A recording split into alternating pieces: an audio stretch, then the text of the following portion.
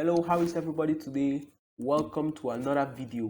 In this video, I'll be talking about the user input function in Python, right? So I'll be using the Visual Studio Code editor. I have it open up here and I have it open up to the folder Learn Python Tutorials where I am going to be working on. So we create a new file. Okay, let's go here, create a new file and let's call it user input.py. Do not forget the extension. So now Python has a kind of a function which yes, is a function which helps to collect user input. It asks for the user input, and if you store the function in a variable, it stores that user input. Okay, let's get to the coding so you understand. So the name of the function is so if we do sorry, name, let's say your name, and we run this. Okay, testing it out. We run this, ask for my name, and I can say John. You see, it just ends there, nothing. But if we store this in a variable, okay, so right now, what is my name? And I say John. Nothing happens. But let's say now we print name, the variable.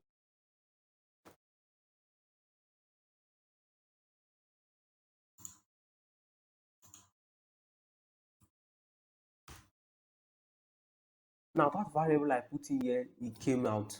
It's any name at all works. Let's say tonight, brings it out the way I put it in. So this is wonderful, right? You can now accept users input. So let's say, for example, you are working on a system that has to do with a user input for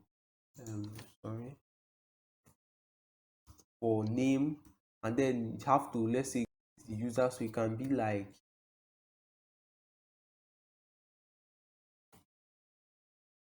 hello,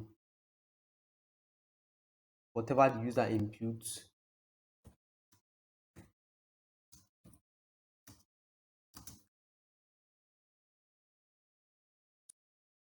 You see how this program comes along. My name, and I put Jamin. Hello Jamin, how are you? Wonderful, isn't it? Now it accepts user input and then it stores those user input, and then you can use it. You store it in a variable and then you can use that user input. So wonderful. So let's say, for example, what if we had to do with age? Okay, let's say we have to do with the age, and let's say we have to with the age. Okay, so let's say the age, say birth date,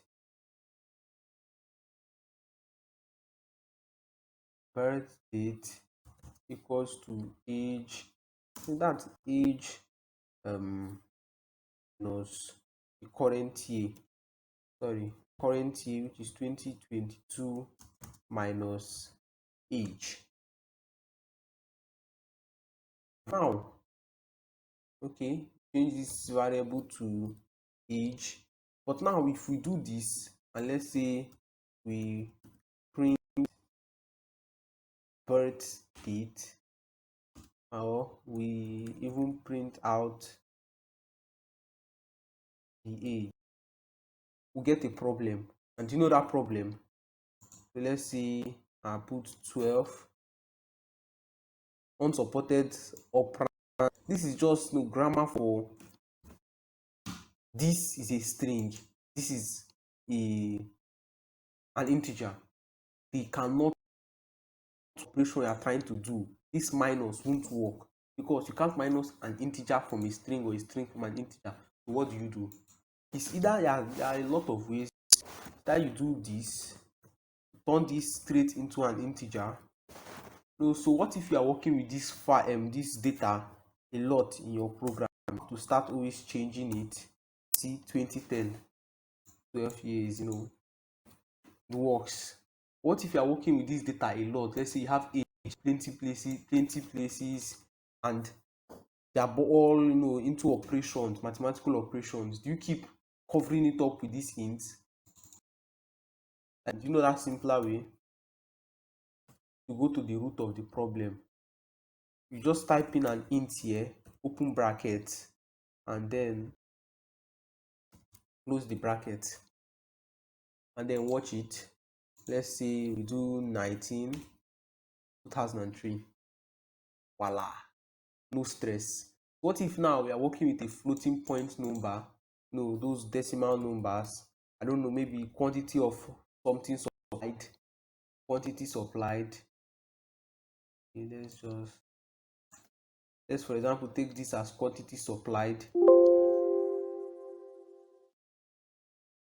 You need to turn this into floating point number to accept floating point numbers, because without these things,